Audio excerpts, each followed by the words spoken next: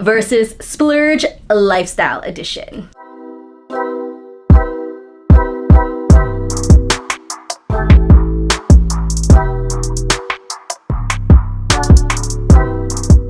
Hi guys, welcome back to my channel. My name is Celesta. We talk about all things luxury shopping and handbag. If you love those things, be sure to subscribe, hit that bell notification to post videos twice a week. Okay, so I wanted to do a brutally honest splurge versus save lifestyle edition. I think it's really easy to see someone's life on the internet, especially someone that is a luxury content creator. And honestly, that's just not realistic. Social media is not realistic. It's not an accurate depiction of real life. And there's a lot of things I do splurge on, but there's also a lot of things that I save on. And so I wanted to kind of chat through my thought process for each, what I think is worth splurging on, what I think is not worth splurging on. Because at the end of the day, we can't splurge on everything unless you're a billionaire. So there are going to be things that we do save on and decide to cut back on. And each person is different. There are things that you are not willing to compromise on that I might be. So I'm hoping that this will be a fun little video for you guys, but without further ado, let's get into it. Starting with fashion and clothes specifically, honestly, it's going to be a save for me. I feel like the average price of like pieces of clothing in my closet is maybe $50, no more than $120, and I feel like the top of that is usually like Lulu. I feel like most of the pieces in my closet are around $50 to $100. I will splurge more than, for example, Shein. And it's not that I think I'm better than people who shop at Shein. I've just gotten like my accounts and everything like hacked and stolen because of Shein and that data breach. And so I personally just don't shop with Shein, but I don't feel this need and this pull and this like gravitation towards designer ready to wear. I do have a couple pieces like my Moncler, my Max Mara, my Prada jacket, you know, things like that. But I think the bottom line is I know myself. I know that I don't really wear clothes for like 10 plus years. And so I don't really see myself spending this much money on something that is going to last me 1 to 2 years. Of course, ideally, I would love things to last and not have my mind change, but I do feel like at the end of the day, I know myself and I know that my mind would change. Same with shoes. I feel like generally speaking, if you are like, you know, pew pew to my head, you can never buy designer shoes again, I think I would be okay. Of course, there's still things that would catch my eye. And of course, you guys know I do love my designer shoes. But if it came down to it, like life or death, and I was like, I can never buy designer shoes again, I think I would be okay. Because truth be told, some of my most comfortable shoes, some of my favorite shoes, some of my most worn shoes are from Target, they're from Dolce Vita, my Vejas are very comfortable. I feel like my designer shoes are actually more pain than what they're worth. Like they're fun and they're like nice to have, but you know, if it came down to it, I'd be completely okay with my Target shoe. However, jewelry is going to be a splurge for me. I've talked about this before. I am a solid gold girly. I don't take off my jewelry other than my rings. I leave everything on. And so because of that, I need it to be solid gold. Otherwise, it's going to tarnish. It's just not going to last very long. And I feel like also the price of gold plated jewelry these days, gold for May, it's not much cheaper than actual like solid gold pieces. And I feel like at that price point, I might as well get solid gold jewelry. The last item in the fashion category is bags, of course. Generally speaking, if you look at my closet and my collection as a whole, I'm very split, very 50-50. I feel like if you are a lover of handbags, you will buy and wear handbags in all price ranges. It doesn't really matter the brand or the price. If you like a specific style, you will get it. It doesn't matter kind of like where it ranks in the pyramid or the tier of brand, if that makes sense. And I feel like my thought process for this is I save on bags that are typically a little bit more trendy. They are a little bit more seasonal. So think suede bags, butter yellow bags, things that feel very trendy and very like of the times. And then splurge on the bags that I either see myself using for years and years and years, or it is something that is going to make really good content. For example, my Chanel 25 makes really good content. In addition to the fact that I also really like the bag, that is something that I would splurge on, even though it is relatively trendy.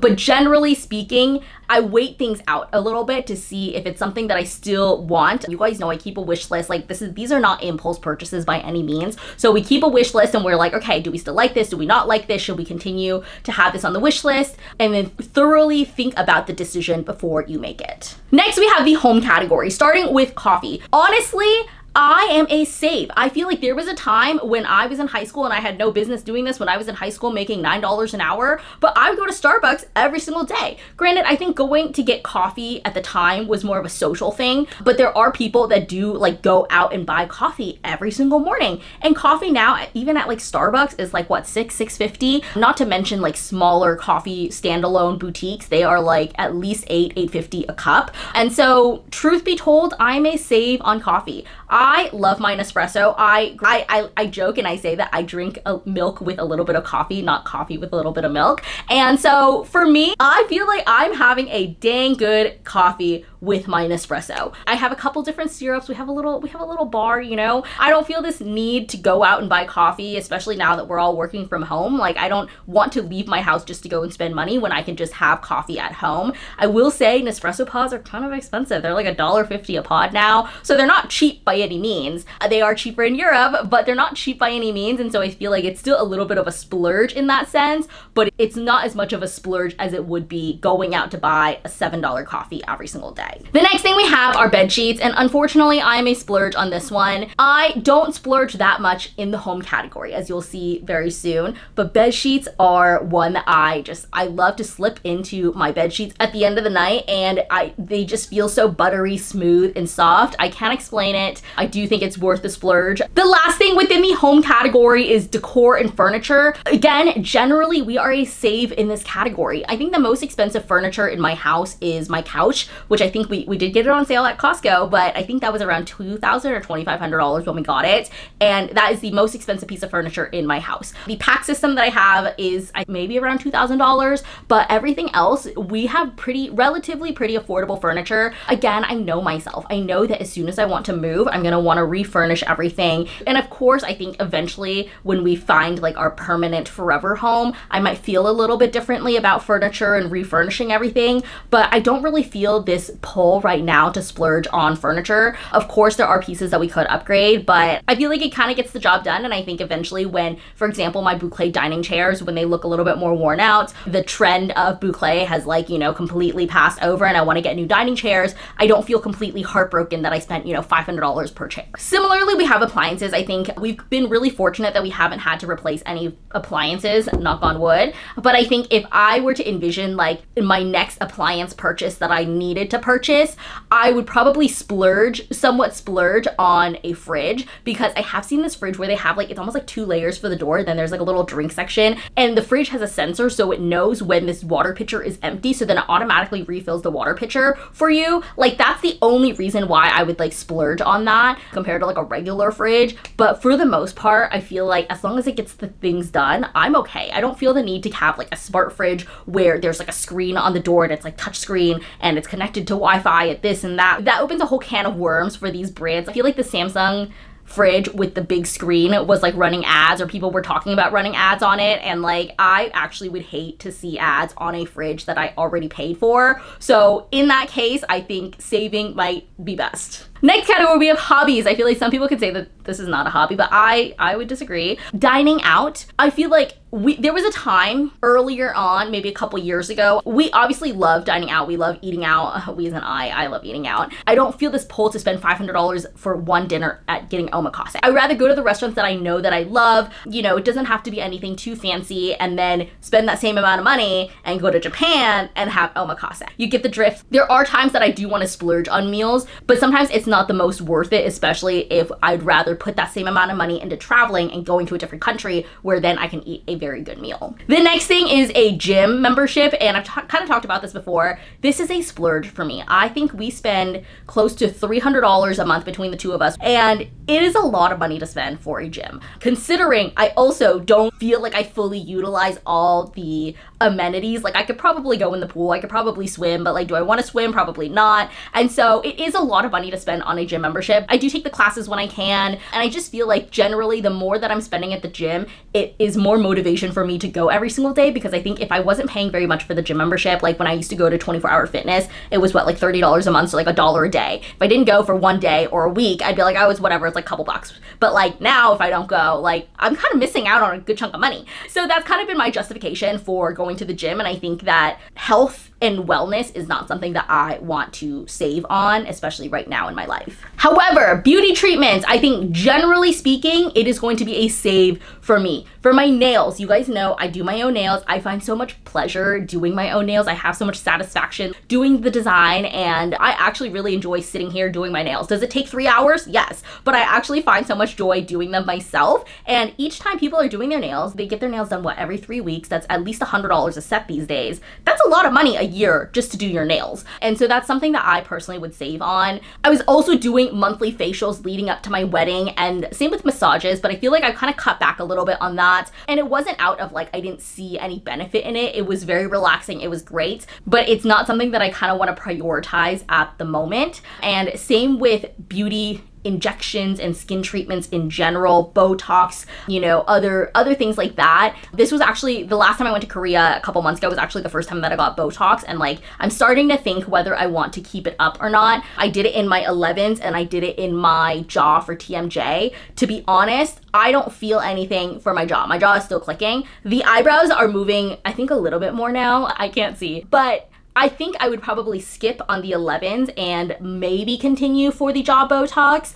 but because my jaw is clicking, so I might splurge a little bit on that. But generally speaking, I don't know that I see that big of a difference that it makes sense for me to continue with the upkeep. And then the last hobby we have are streaming services. I have tried to pay as little as possible for streaming services. Really, the only streaming service that I pay for is Hulu and HBO, which I have found a Black Friday promotion. So I pay $5 for both. Am I watching 2 minutes of ads every couple minutes? Yes, but I don't feel terrible if I'm not constantly watching this streaming service. And then I use my parents' Netflix, and that's pretty much it. I don't have the huge pull to have access to every single streaming service, because if I did, I feel like I wouldn't get anything done. However, I will somewhat splurge on Spotify, which we are on a family plan with 4 or 5 other people, so I guess it's not that expensive compared to paying for regular Spotify premium, but I cannot listen to ads, and I think we do need the Spotify. Last thing we have is travel, and for flights, I'm 100% a save girly. I won't book basic economy because more often than not, I like the flexibility of having to cancel my flight.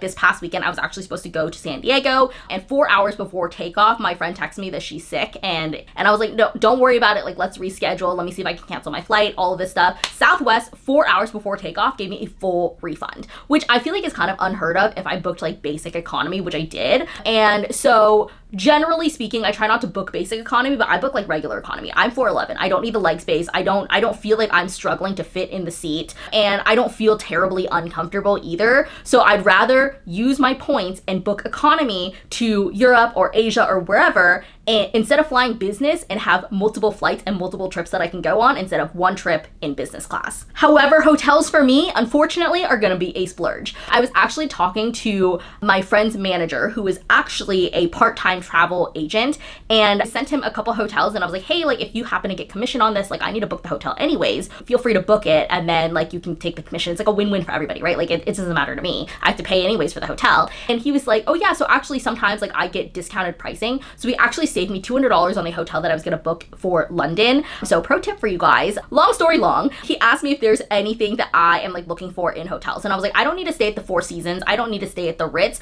but I do not want to stay at a hotel with a shower curtain. And I feel like that's kind of a weird identifier, but I feel like this works for me because I feel like the hotels that do have shower curtains, generally speaking, don't have as much upkeep. They might be a little bit older, they might be a little bit dirtier, and the worst is when the shower curtain is dirty and moldy. My identifier for hotel is it needs to have a shower, a door, a glass door, and I feel like that's kind of worked for me. I feel like the hotels that we typically look for when we are traveling are around $200 to $300, $350 a night, nothing crazy, but it is something that I do know myself, and I know after a long day of traveling, even though I know I'm not in the hotel for majority of the day, I do know when I want to come back after a long day of traveling, I do want to slip into a very comfortable bed. Transportation while we're traveling, this is a save. We are on public transportation, we are on the bus, we are in the subway, we will find our means to get from the airport to the hotel, from around town, everywhere. The only exception is if we routed it via Uber or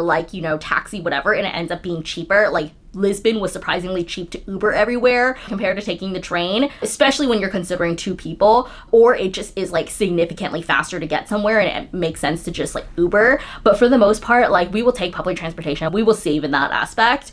But of course, we are saving while we're doing that, but we are shopping when we're in Europe. And it's technically a splurge, but it's also kind of a save because wherever we end up shopping and like whatever we end up buying, it is cheaper to buy it there than it is to buy it here. So I am technically saving money, but I am obviously splurging. My husband likes to say, gotta spend money to save money. And I feel like he's making fun of me, but like makes sense in my head. Like if I'm flying all the way to Paris to get a Chanel bag, but I saved $1,000, the $1,000 pays for all the food that we're gonna eat in Paris. So kind of a win-win. Like I feel like we kind of broke even here because I got the bag and then we also got a trip to Paris. So a little bit of girl math, but it is some things you gotta splurge on and some things you gotta save on. I hope you guys enjoyed this video. I hope it gave some perspective for you guys. Let me know in the comments if you guys have any like non-negotiables you have to splurge on this. People think you're crazy, but you have to splurge. Let me know in the comments, but I hope you guys enjoyed this video. I'll leave another video for you guys here and I'll see you guys next time. Bye!